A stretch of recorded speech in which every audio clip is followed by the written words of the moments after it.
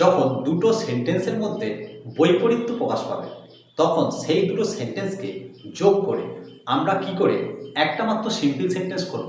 দেখো এখানে দে আর পুয়ার, দে আর হ্যাপি, এখানে দুটো সেন্টেন্স একে অপরের বিপরীতার্থ প্রকাশ করছে। কারণ আমরা ধরে নিই যে যদি কেউ পুয়ার হয় তাহলে সে সাধারণত হ্যাপি হয় না। তাহলে এই জাতীয় সেন্টেন্সকে আমরা যোগ করে কি করে একটা সিম্পল সেন্টেন্স করব। দেখো এক্ষেত্রে প্রথমে শুরুতেই আমরা ইনস্পাইট অফ বসিয়ে দেব। তাহলে ইন স্পাইট অফ বসিয়ে দিলাম। এরপর ভার্ব এখানে কি আছে, আর মানে বি ভার্ব, তাহলে বি এর সঙ্গে আইএনজি যোগ করে দাও, বিং, তারপর পুয়ার, এবারে কমা, তাহলে ইনস্পাইট অফ বিং পুয়ার, তারপর বাকি সেন্টেন্সটা বসিয়ে দাও, দে আর হ্যাপি। ব্যাস হয়ে গেল। ইনস্পাইট অফ বসিয়ে আমরা এই সেন্টেন্সটাকে আরো একটা উপায়ে লিখতে পারি। দেখো ইনস্পাইট অফ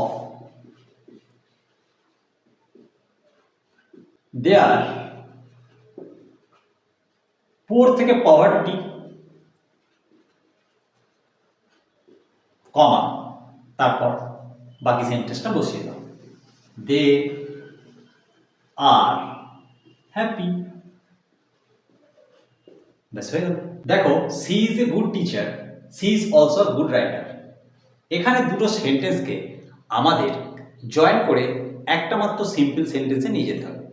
আমরা এই দুটো সেন্টেন্সে একটা জিনিস লক্ষ্য করতে পারছি যে একজন ব্যক্তির একাধিক গুণের পরিচয় দেওয়া হচ্ছে। এই জাতীয় ক্ষেত্রে আমরা এই দুটো সেন্টেন্সকে যোগ করে একটা মাত্র সিম্পল সেন্টেন্সে নিয়ে যাব বিসাইডকে ব্যবহার করে। তাহলে শুরুতেই বিসাইডস বসিয়ে দেব, বিসাইডস। এবারে দেখো প্রথমে কি আছে, she is a good teacher, তাহলে ভার্ব ইজ, তাহলে বি এর সঙ্গে আইএনজি যোগ করে being, besides being a good teacher, a good teacher,